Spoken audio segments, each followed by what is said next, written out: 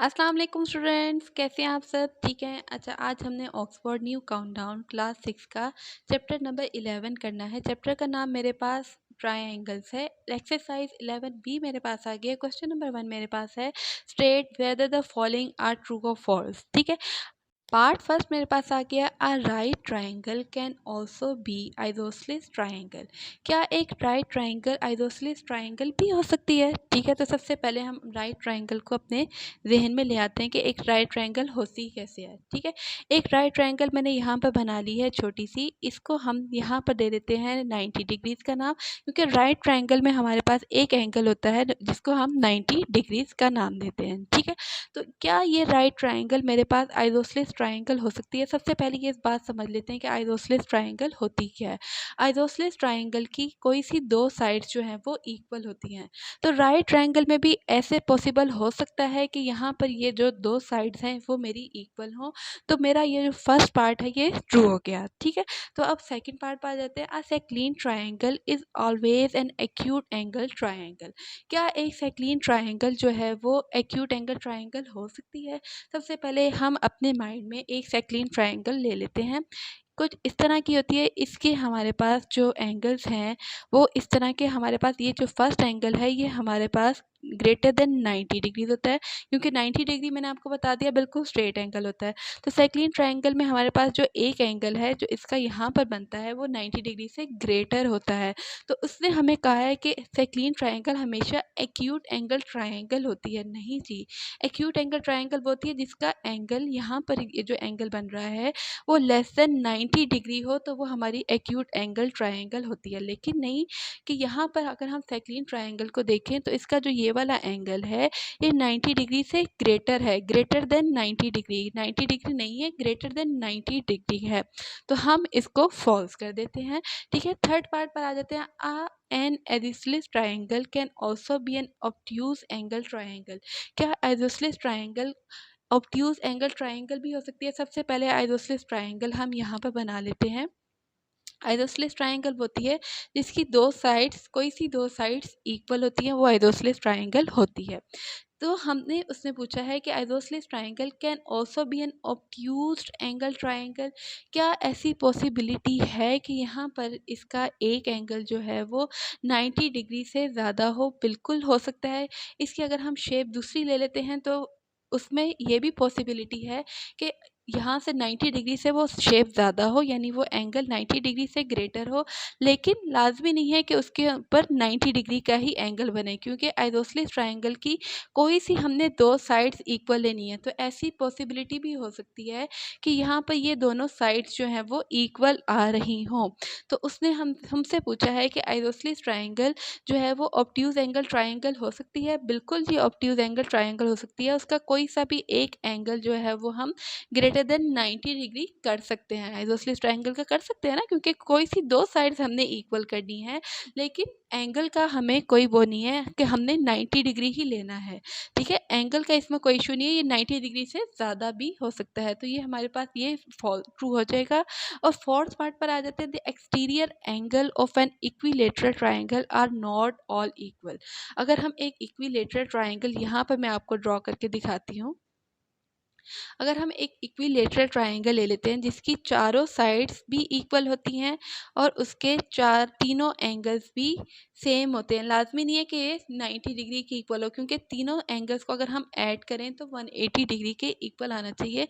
तो यहाँ पर सपोज कर लेते हैं कोई से भी एंगल है और ये सारे एंगल्स जो हैं वो इक्वल होते हैं। इक्विलेटरल ट्राइंगल की ये कंडीशन होती है कि उसके तीनों साइड्स भी बराबर होती हैं और उसके तीनों एंगल्स भी बराबर होते हैं।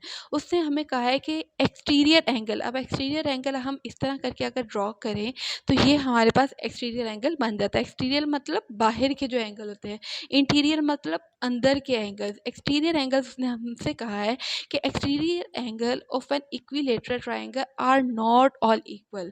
क्या उसके सारे एंगल्स जो हैं वो इक्वल नहीं होते? बिल्कुल ऐसा ही है कि उसके सारे एंगल्स जो हैं वो इक्वल होते हैं, क्योंकि हमारे पास एक कंडीशन है कि exterior angles of all the यानी इक्विलेटरल ट्राइंगल के जो एक्सटीरियर एंगल्स हैं वो इक्वल होते हैं। तो इन्होंने हमसे हमसे कहा है कि ये यहाँ पर नहीं इक्वल तो हम इसको फॉल्स कर देते हैं। ठीक है, अब नेक्स्ट पार्ट पर आ जाते हैं। क्वेश्चन नंबर 2 देखिएगा। क्वेश्चन नंबर 2 मेरे पास कुछ इस तरह है, स्टेट विद रीजंस वेदर और not you can construct triangle A B C in each of the following cases.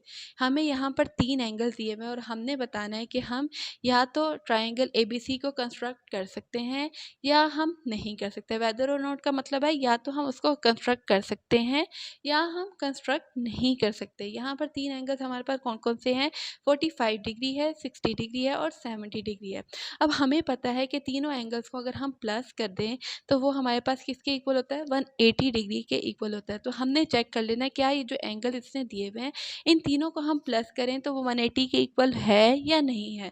तो हम सबसे पहले इसको प्लस कर लेते हैं। 45 degree plus 60 degree plus 70 degree, इन तीनों एंगल्स को हमने प्लस करके चेक किया तो हमारे पास क्या आ जाएगा, 60 में हम देखें प्लस करते हैं, अगर हम 60 प्लस 75 को प्लस करते हैं तो मेरे पास आ जाता है 135। 135 में हम 45 प्लस कर देते हैं, 45 प्लस कर देते हैं, 5 5 10, 1 ऊपर कैरी चला जाएगा, 4 4 8, 180 डिग्री के इक्वल आ जाते हैं इन तीनों एंगल्स का सम।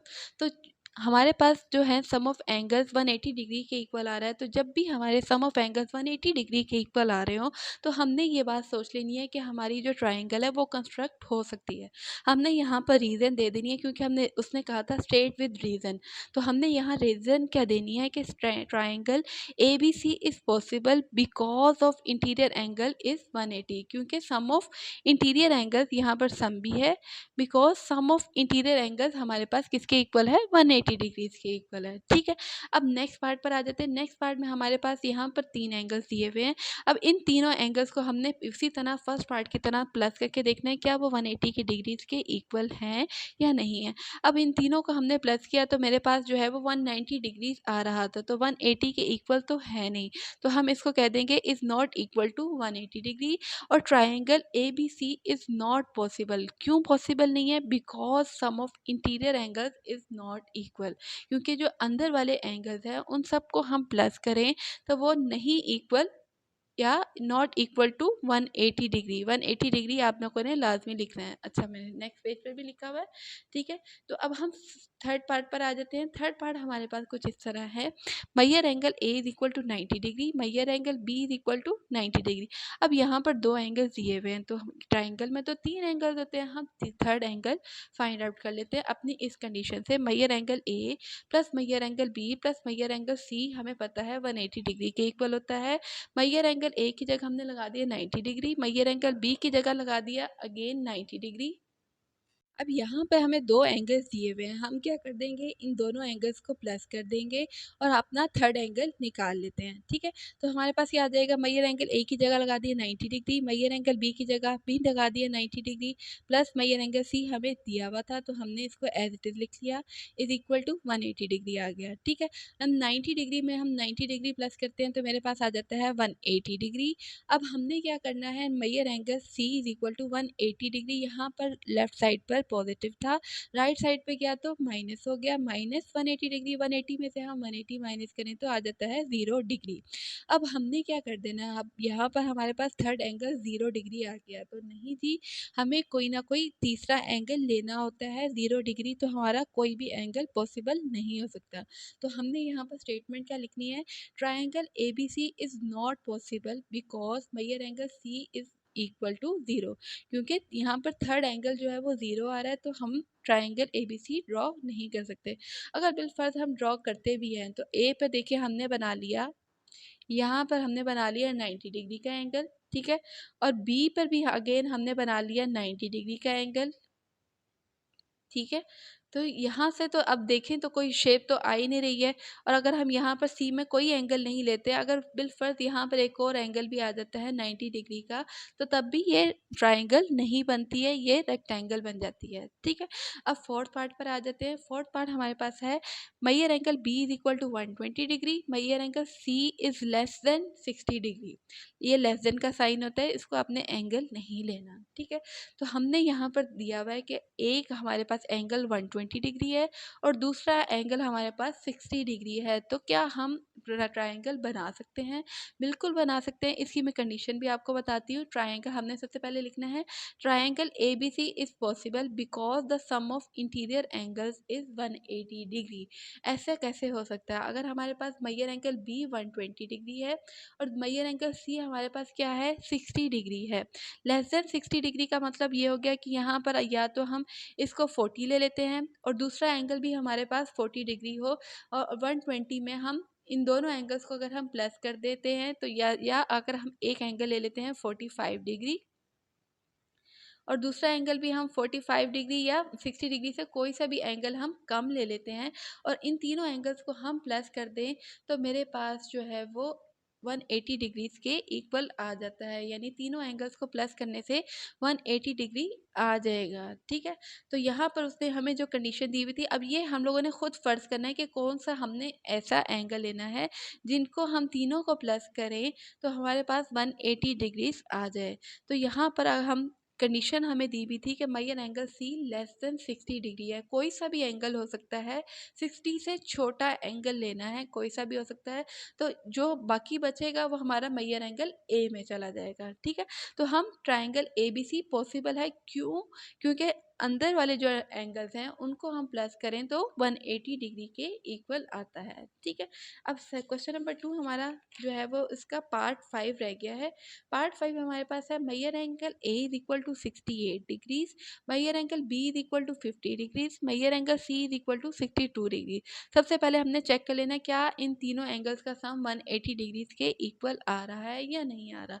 ठीक है, तो measure angle A plus measure angle B plus measure angle C is equal to 180 degree. A की जगह हमने लगा दिया 68 डिग्री, B की जगह लगा दिए 50 डिग्री और C की जगह हमने लगा दिया 62 डिग्री। अब इन तीनों को हम प्लस करते हैं तो मेरे पास आ जाता है 180 डिग्री।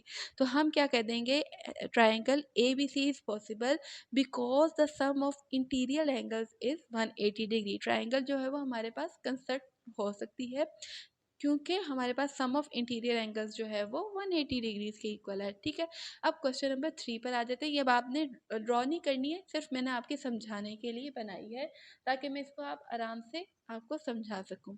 ठीक है, क्वेश्चन 3 मेरे पास है, can an obtused angle triangle have a right angle as one of its angles, give reasons.